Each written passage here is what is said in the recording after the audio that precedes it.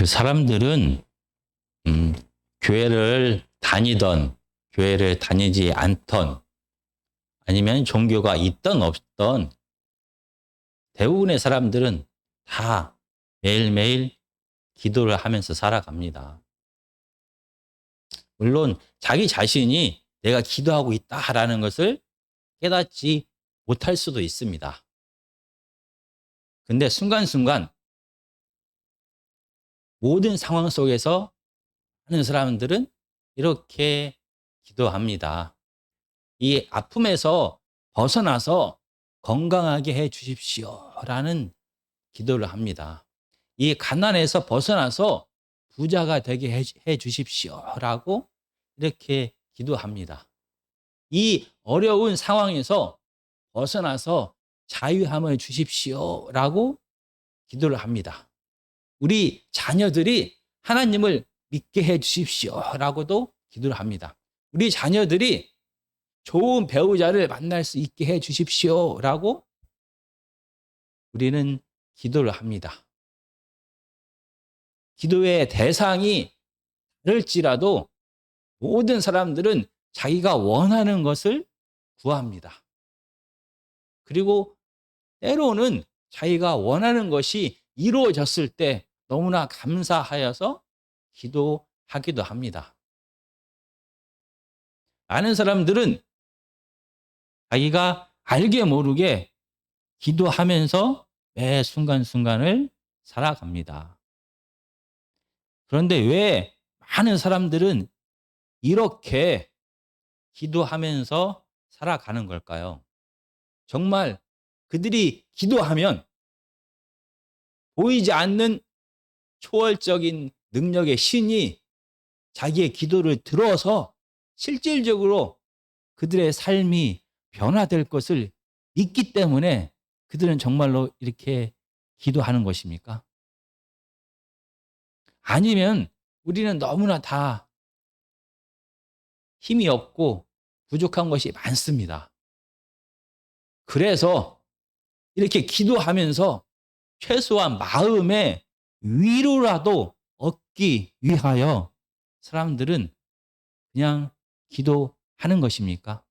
뭔가 보이지 않는 능력자가 우리의 삶에 개입하여서 실질적으로 이 문제를 해결해 줄 것이다 라고 믿는 것이 아니라 그냥 습관처럼 마음의 위로를 얻기 위하여 기도하는 것입니까?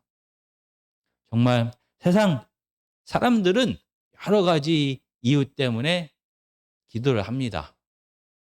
정말 세상 사람들과 다른 하나님의 자녀들의 기도가 무엇인지를 저희는 지금 계속 마태복음의 6장을 통하여 보고 있습니다.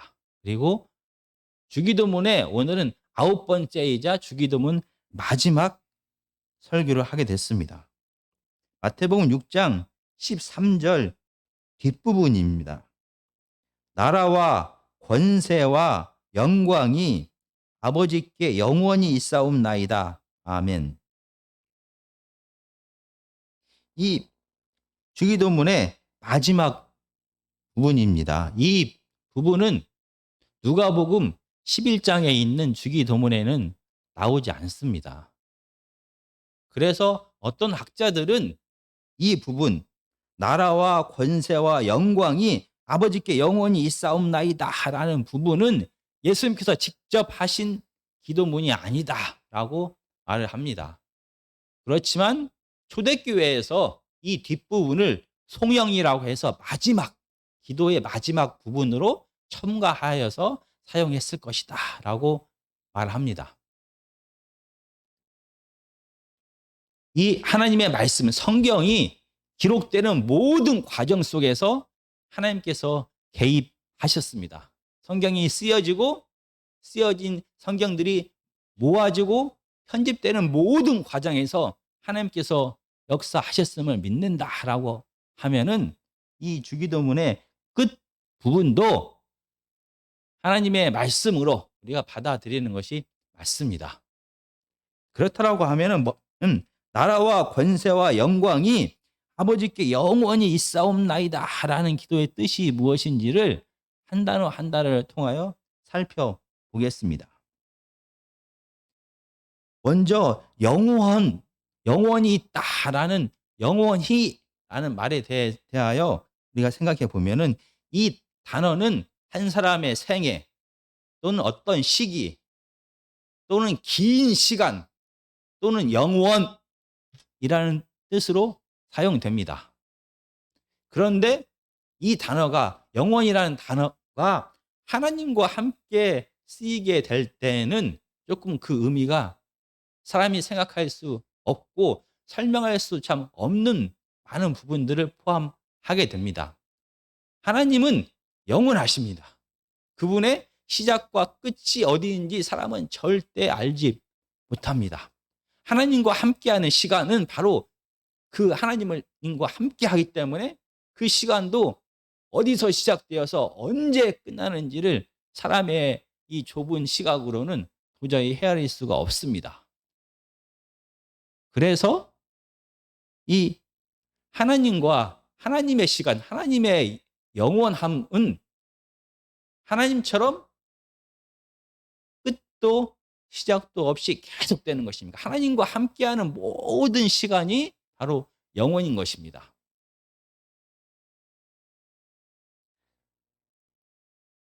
이 6장 13절에서는 나라와 권세와 영광이 아버지께 영원히 있다라고 이렇게 표현했습니다.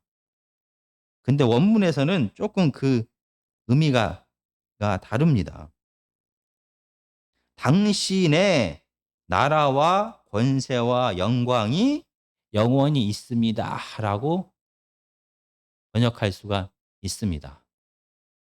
나라와 권세와 영광이 있는데 이게 아버지께 속했습니다라는 그런 뜻이 아니라 하나님의 우리가 지금 마태복음 6장에서 기도하는 대상 하나님 아버지입니다. 하나님 아버지의 나라와 하나님 아버지의 권세와 하나님 아버지의 영광이 하나님과 영원히 함께할 것입니다. 라는 그런 뜻을 포함하는 것입니다. 나라와 권세와 영광이 있는데 이게 아버지께 속한다는 게 아니라 이 나라와 권세와 영광이 아버지 것입니다. 아버지로부터 나온 나라고 하나님 아버지부터 나온 권세고 하나님 아버지에게 속한 영광이다라는 그런 뜻으로 해석이 되어져야 하는 것입니다. 그러면 이런 의미를 우리가 기억하면서 나라에 대하여는 우리가 마태복음을 통하여 계속해서 살펴보았습니다. 나라는 눈에 보이는 나라를 뜻하는 것이 아니라 실질적인 통치력을 뜻합니다. 그러므로 하나님의 나라, 하나님께서 실질적으로 다스리고 통치하시는 그 통치력을 나라라고 말합니다. 그리고 하나님의 권세, 하나님의 통치력이 임합니다. 그런데 사람들 겉으로 보기에는 하나님의 나라인데 실질적으로는 하나님의 나라가 아니라 사람의 나라인 거 아닌가라고 생각할 수도 있습니다. 사람들이 일하고 하나님의 자녀들이 활동하기 때문입니다. 그런데 오늘 본문은 분명히 하나님의 권세에 대하여 얘기합니다. 이 권세라는 말은 디나미스라는 그런 헬라어 단어입니다. 아마 많이 들어봤을 것입니다. 디나미스 무슨 선교 단체라는 것도 있고 이 다이나마이트가 바로 이 디나미스에서 발생한 단어입니다. 폭발적인 힘, 능력을 말합니다.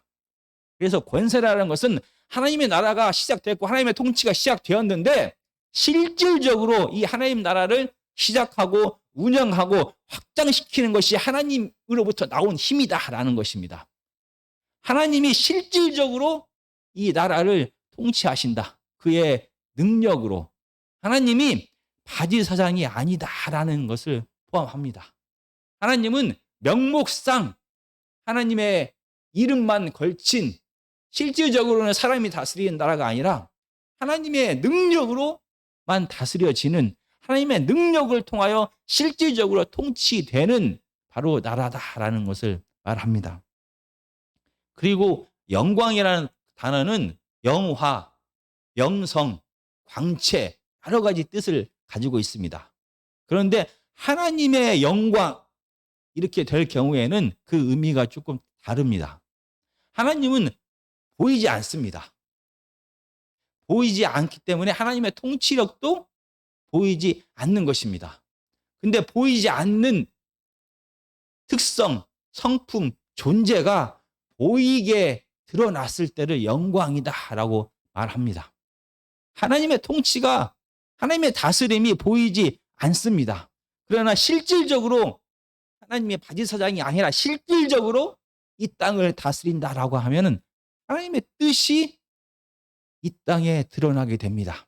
하나님의 통치 원리가 이 땅에 드러나게 됩니다. 그래서 이 땅은 사랑과 정의를 맛보게 됩니다. 세상에서 맛볼 수 없는, 경험할 수 없는 하나님으로부터만 나오는 이 놀라운 사랑과 기쁨과 구원과 평화와 안식을 맛보게 됩니다.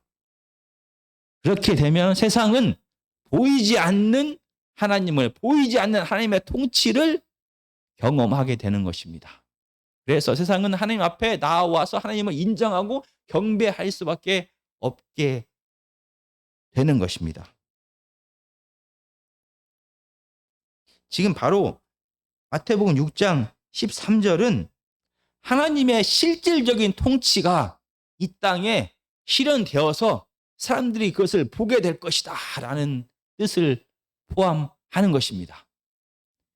그렇다라고 하면 이 마태복음 6장 마지막 부분과 앞 부분이 앞에 나온 기도와 어떻게 연결이 되는지를 저희가 생각해 보아야 합니다. 그런데 한글 성경에는 이 우리를 시험에 들게 하지 마시옵고 다만 악에서 구하시옵소서. 그리고 그냥 나라와 권세와 영광이 아버지께 영원히 있사옵나이다라고 연결을 시켜놨습니다. 이 앞에 나온 문장과 기도문과 이 뒤에 있는 송영에 해당하는 마지막 부분이 어떻게 연결을 시켜야 되는지가 나와 있지 않습니다. 그런데 헬라 원문에는 어떤 단어가 나옵니다. 종속 접속사라는 어떤 포티라는 단어가 나오는데 이 단어를 지금 해석하지 않았기 때문입니다. 이 단어를 해석해서 오늘 본문을 읽게 되면은 우리를 시험에 들게 하지 마시옵고 다만 악에서 구하시옵소서. 왜냐하면 하나님의 나라와 하나님의 권세와 하나님의 영광이 영원히 있을 것이기 때문입니다. 이 땅을 살아가면서 유혹을 받게 됩니다. 유혹에서 흔들리지 않게 해주십시오라고 기도합니다. 그러나 유혹에 빠졌을지라도 하나님께서 건져주십시오.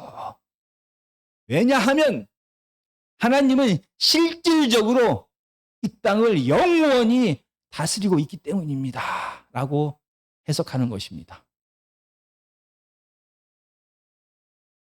그런데 이 뒷부분, 왜냐하면 하나님의 나라와 권세와 영광이 아버지께 영원히 있사옵나이다 라는 부분은 이 13절하고만 연결되는 부분이 아니라고 생각합니다. 이 뒷부분 마지막은 앞에 나와 있는 모든 주기도문과 함께 연결해서 이해해야만 한다고 생각합니다. 그러면 저희가 마태복음 6장 9절부터 13절까지를 제가 다시 한번 읽어보겠습니다. 그러므로 너희는 이렇게 기도하라.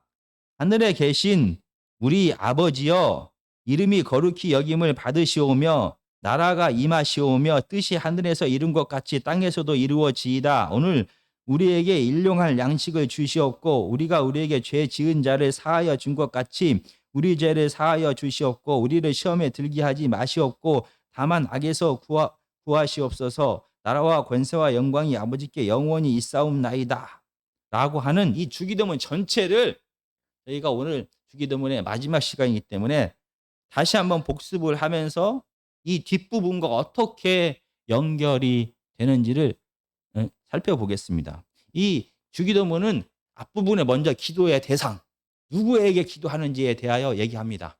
기도의 대상은 하나님 아버지입니다. 그리고 이 하나님 아버지와 관련된 세 가지 기도를 하게 됩니다. 이름과 하나님의 나라와 하나님의 뜻에 대하여 기도합니다. 그리고 이 하나님의 자녀가 어떻게 이 하나님의 통치에 반응해야 되는지에 대하여 세 가지를 말합니다. 11절과 12절에서 양식에 대하여, 용서에 대하여, 그리고 시험과 악에 대하여 이렇게 기도하라라고 말합니다. 그리고 나서 마지막에는 오늘 우리가 봤던 것처럼 마지막 부분, 결국은 모든 것이 하나님께 다시 돌려드려야 된다. 다시 하나님을 바라봐야 된다라는 것으로 마치게 됩니다.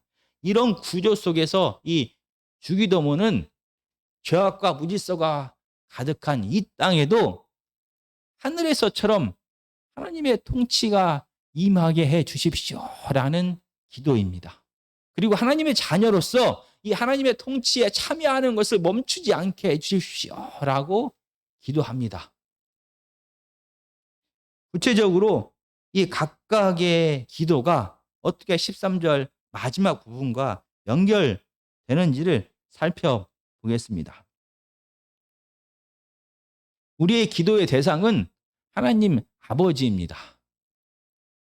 마치 사람이 마음대로 조정할 수 있는 우상이 아닌 실질적으로 온 세상을 다스리고 있는 초월적인 창조주 하나님께 우리가 기도를 하는 것입니다. 그리고 그 창조주 하나님은 멀리 계신 분이 아니라 우리의 역사 속에 개입하셔서 우리의 아버지가 되시는 실질적으로 우리와 함께 하시는 분이다라고 이렇게 말합니다. 그 하나님께 우리가 매일 기도를 할 수 있는 것입니다. 우리가 이렇게 매일 기도하는 이유는, 우리가 매일 하나님 아버지 앞에 기도할 수 있는 이유는 바로 그 하나님 아버지가 영원하시기 때문입니다. 창조 시에만 계셨던, 역사했던 하나님 아버지, 예수 그리스도를 이 땅에 보내실 때만 역사하셨던 하나님 아버지, 예수 그리스도가 십자가에서 죽으실 때만 역사하셨던 하나님 아버지, 예수 그리스도가 무덤에서 부활하실 때만 역사하셨던 하나님 아버지가 아닙니다. 그 하나님 아버지는 시작부터 끝까지 모든 시간과 공간 속에서 하나님이 존재하는 한 계속 함께 하셨습니다. 그래서 실질적으로 그 하나님 아버지가 이 땅에서 하나님의 뜻대로 통치하고 계신 것입니다. 그렇기 때문에 그 하나님 아버지가 영원하기 때문에 그 하나님 아버지의 통치가 이 땅에서 분명히 실질적으로 실현되기 때문에 우리가 하나님 아버지라고 부르면서 기도할 수가 있는 것입니다. 그리고 하나님 아버지와 관련된 세 가지 기도는 바로 하나님의 이름과 하나님의 나라와 하나님의 뜻에 대하여 기도하라라고 말합니다. 이 세 가지는 다른 것 같지만 결국은 그건 하나의 기도입니다.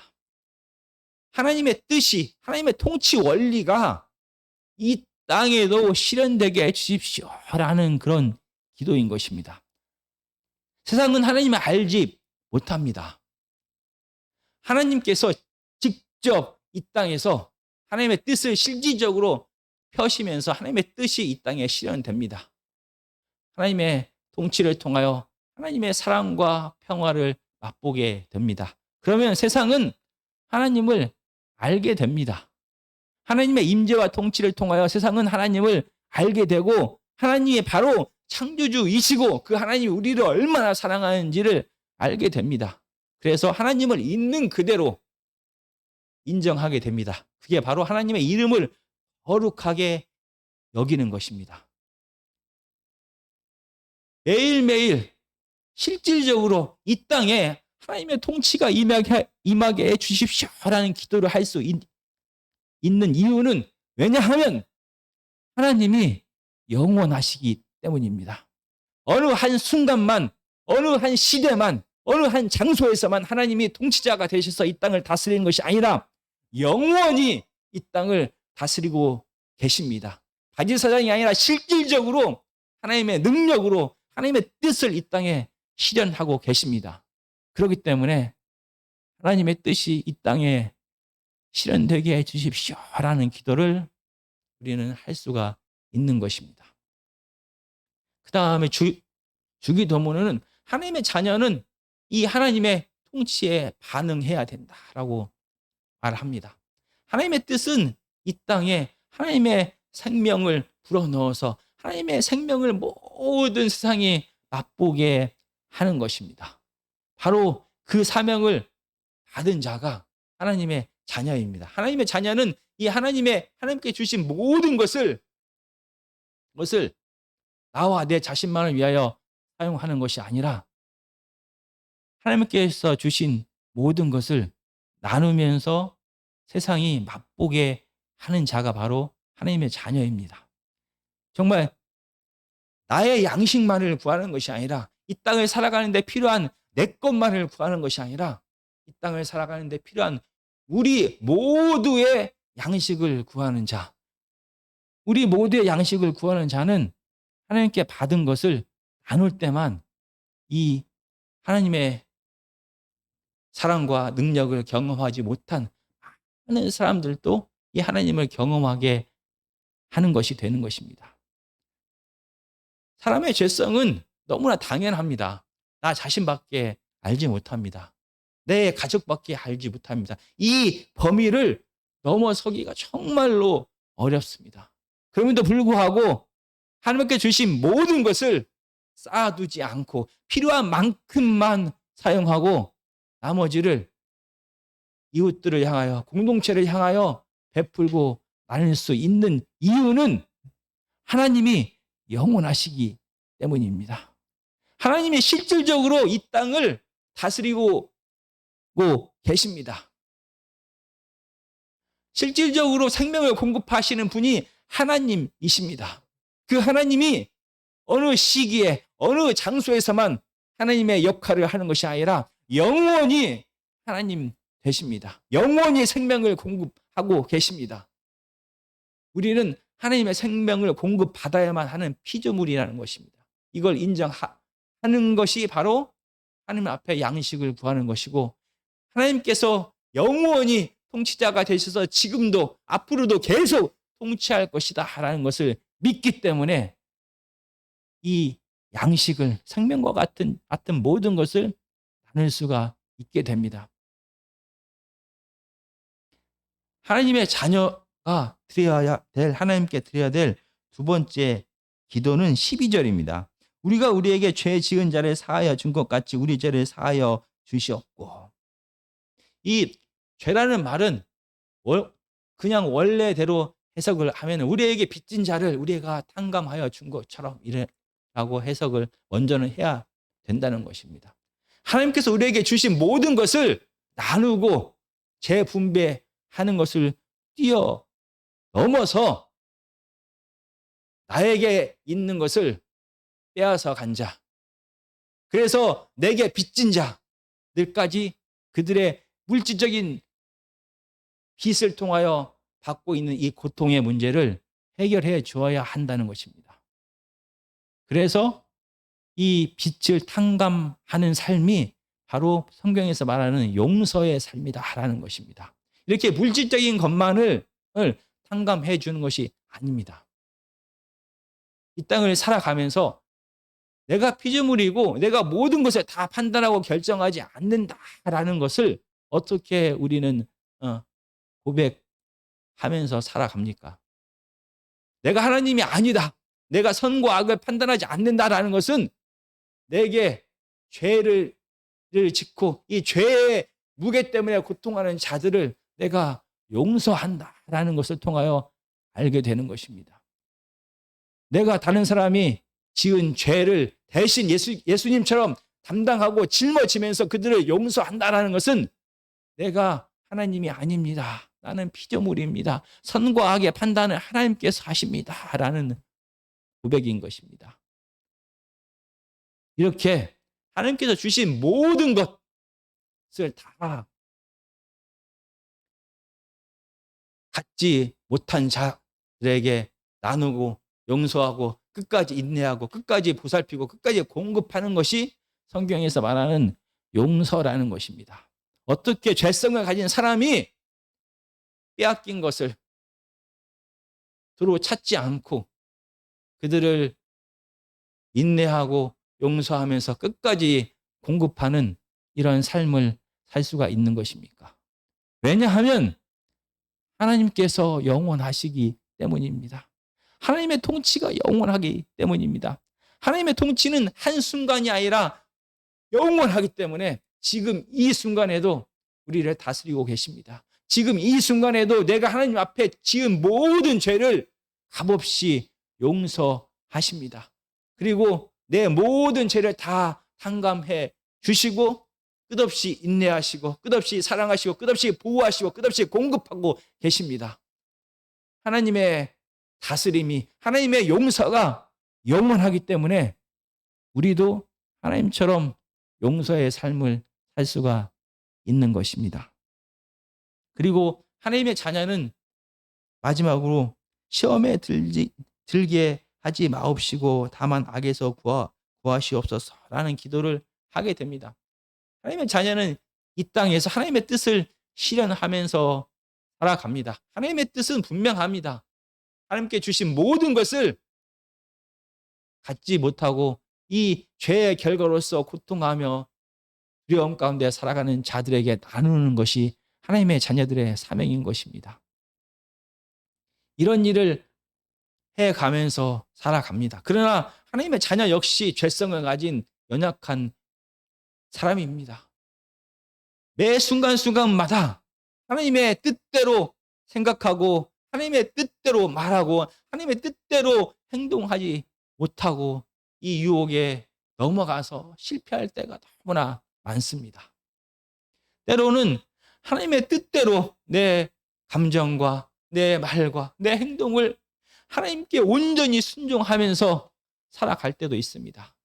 그런데 그럼에도 불구하고 전혀 변하지 않는 것을 볼 때가 있습니다. 세상은 여전히 악이 가득하다는 것을 봅니다. 이렇게 내 안에 죄가 가득하다는 것을 깨닫게 됩니다. 이렇게 우리 공동체 안에 여전히 죄성이 가득하다는 것을 깨닫게 됩니다.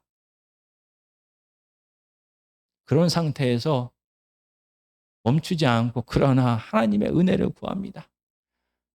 하나님께서 임하셔서 이 유혹에서 벗어나게 해 주십시오. 하나님께서 임하셔서 이 악에서 구원하여 주십시오라는 기도를 계속 할 수가 있습니다. 왜냐하면 하나님은 영원하시기 때문입니다.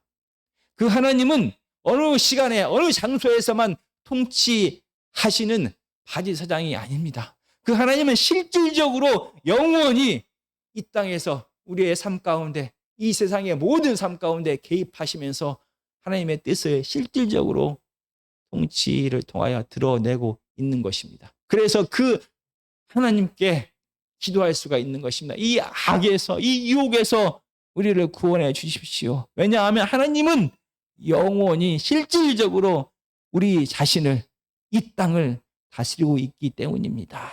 라는 기도를 할 수가 있는 것입니다. 정말 이 주기도문은 세상의 기도와는 너무나 다릅니다. 세상의 기도는 내게 무엇을 달라라는 기도입니다. 내게 승리와 풍요와 평안과 내가 갖고 싶은 모든 것을 달라라는 기도를 하게 됩니다. 너무나 당연합니다. 죄성을 가진 사람의 기도가 자기 자신만을 위한 이 힘과 쾌락을 쫓아가는 기도를 할 수밖에 없습니다. 그런데 주기도문은 이미 하나님은 나의 아버지십니다 라는 고백을 한 자들에게 주어진 것입니다. 이 땅에서 내가 살아가지만 이 땅의 질서대로 살지 않고 하나님의 뜻대로 이 땅을 살아가겠습니다라고 고백하는 자들에게 주신 게 바로 주기도문입니다. 죄악이 관영한 이 땅을 살아갑니다. 여전히 죄성을 가지고 이 땅을 살아갑니다. 그 가운데서 하나님의 뜻을 실현하기 위하여 하나님의 뜻대로 나누며 섬기며 용서하며 사랑하며 베풀면서 하나님의 뜻을 그대로 실현하면서 살아갑니다. 고통과 아픔 속에서 이 간절한 기도가 나오는 것입니다. 하나님의 뜻이 이 땅에 실현되게 해 주십시오라는 기도가 나올 수밖에 없습니다. 하나님의 뜻이 실현되어서 이 고통과 두려움과 미움과 질병이 사라지게 해주시고 하나님의 사랑과 평안이 넘치게 해주십시오라는 기도가 나올 수밖에 없습니다. 그리고 이 하나님의 귀한 사역에 내가 참여하는 것을 멈추지 않게 해주십시오. 내 죄성이 너무 강하여 내가 쓰러지지 않게 해주십시오 라는 기도가 너무나 당연한 기도가 되는 것입니다. 하나님은 바지 사장이 아니십니다. 하나님을 믿는다는 것은 실질적으로 하나님을 아버지라고 고백하는 것이고 실질적으로 이 땅의 주인 되심을 믿는 것이고 실질적으로 내 삶의 주인 되심을 믿는 것입니다.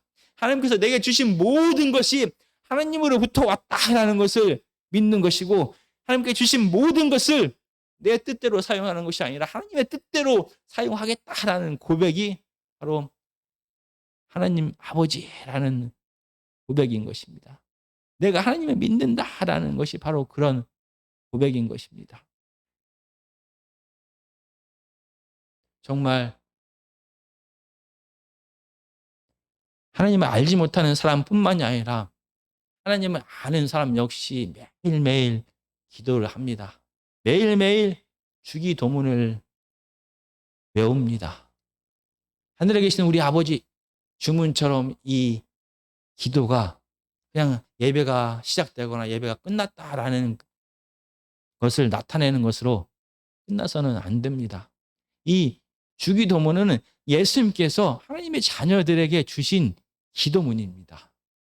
이 주기도문의 의미를 저희는 늘 생각하면서 고민하면서 이 주기도문을 묵상하고 기도해야만 되는 것입니다. 그리고 이 주기도문에 맞추어 주기도문의 삶을 실질적으로 살아가는 것입니다. 나는 하나님을 믿는 사람입니다.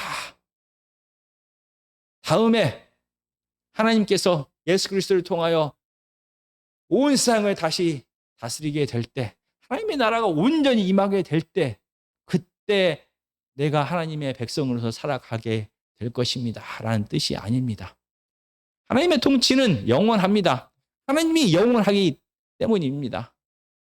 지금 이 순간에도 하나님이 이 땅을 다스리고 계십니다. 왜냐하면 하나님은 영원하기 때문에 그 하나님께서 하나님의 영원한 통치력이 실질적으로 우리의 삶 속에 실현되고 있는 것입니다. 하나님의 자녀는 이 하나님의 통치에 참여하는 자가 바로 하나님의 자녀입니다.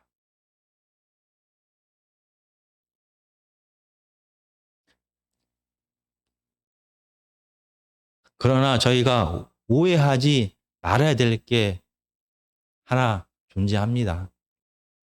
마치 하나님의 나라가 하나님의 자녀들의 헌신과 순종에 의존되어져서 세워지고 확장되는 것이다라고 우리는 오해해서는 안 됩니다. 물론 하나님의 자녀는 하나님의 뜻에 따라서 하나님의 역사에 하나님 나라에 참여합니다. 그게 바로 하나님의 자녀에 주신 사명입니다. 그렇지만 마치 우리의 순종이 우리의 헌신이 하나님 나라를 세워가고 확장되는데 반드시 필요한 마치 우리의 헌신에 의존하는 하나님의 나라인 것처럼 생각해서는 안 됩니다. 하나님의 뜻은 그분이 창조주 하나님이시기 때문에 결국에 이 땅에서 실현됩니다. 우리에게 주신 사명은 어쩌면은 우리에게 주신 사명이 아니라 은혜이고 축복이다라는 것을 우리는 다음에 깨닫게 됩니다. 왜냐하면 하나님의 뜻대로 하나님께 주신 모든 것을 나누면서 섬기면서 사랑하면서 용서하면서 인내하면서 살아가는 삶이 바로 이 죄의 문제에서 자유롭게 되는 유일한 길이라는 것입니다. 이 죄의 문제를 예수 그리스도께서 이 땅에서 해결하셨습니다. 그리고 나서 우리에게 주어진 것은 이 죄의 문제에 대하여 예수 그리스도께서 해결하셨다라는 것을 인정하고 받아들이는 것이 우리에게 주어진 사명입니다. 그런데 우리가 하나님의 사명에 순종하여서 이 죄성의 문제, 내 것으로 모든 것을 삼고 모든 것의 기준이 내가 되어야 되는 이 죄성의 문제를 해결하는 방법은 예수님처럼 이 내가 가진 것들을 포기하는 삶을 살아갈 때 예수 그리스도께서 이루어 놓으신 그 평안함이 우리에게 값없이 주어지게 됩니다. 그래서 우리가 온전히 우리의 사명을 감당하면서 살아갔는데 이게 하나님 앞에 충성이고 하나님 나라를 위하여 우리가 종처럼 노예처럼 헌신했다라고 생각할 수도 있습니다. 그러나 뒤돌아보면 하나님의 뜻대로 살아가는 그 순간에 우리는 참 자유함을 누렸습니다. 세상이 줄 수 없는 기쁨과 평안함을 맛보게 되었습니다. 내려놓고 포기하고 섬기고 용서하는 삶을 살아갈 때 도리어 우리에게 참 위로와 참 평안과 참 기쁨을 하나님께서는 선물로 허락하셨습니다. 하나님의 나라는 하나님의 뜻대로 분명히 이 땅에서 실현됩니다. 하나님은 바지사장이 아니기 때문에 분명히 실질적으로 하나님의 뜻을 실현하실 것입니다. 이 구원의 사역에 동참하는 자에게 하나님께서는 이 구원의 기쁨을 맛보게 하십니다. 정말 저희의 모든 삶 속에서 매일매일 드려지는 기도 속에서 이 주기도문의 의미를 매일 생각하는 저와 여러분이 되었으면 좋겠습니다. 그래서 우리의 죄성을 다 내려놓고 온전히 순종하는 자에게 주어지는 이 영광과 기쁨을 함께 맛보는 저와 여러분이 되었으면 좋겠습니다.